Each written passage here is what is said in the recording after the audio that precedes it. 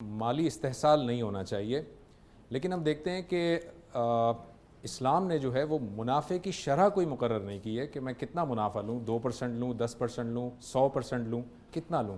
تو اگر جب تک آپ اس کو کیپ نہیں لگائیں گے تو یہ کوئی ایکسپلائٹیشن نہیں ہوگی. یہ بات یہ ہے کہ منافع پر کوئی کیپ لگایا کیسے جا سکتا ہے؟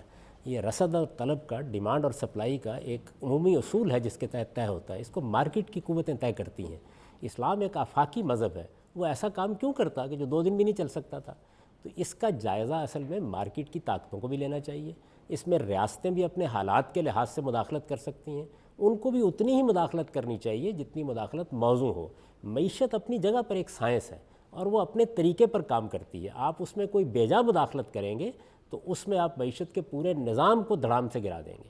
تو اس وجہ سے اسلام نے بالکل ٹھیک کیا ہے کہ آپ کی اخلاقی تربیت کی ہے. آپ کو بتایا ہے کہ آپ منافع خوری نہ کریں. آپ کو یہ تعلیم دی ہے کہ آپ احتکار نہ کریں، یعنی چیزوں کو آپ ذخیرہ اندوزی کر کے لوگوں کے لیے مہنگا کرنے کی کوشش نہ کریں. یہ اخلاقی تعلیمات ہیں. اسلام کا مزاج یہ ہے کہ وہ آپ کے اخلاقی وجود کو پاکیزہ بناتا ہے. وہ یہ چاہتا ہے کہ خود آپ کے اندر ایک بڑی طاقت وجود میں آئے جو آپ کو ہر موقع پر متنبع کرے کہ یہاں آپ ظلم کر رہے ہیں، یہاں استحصال کر رہے ہیں، یہاں زیادتی کر رہے ہیں، یہاں آپ ناجائز منافع لے رہے ہیں.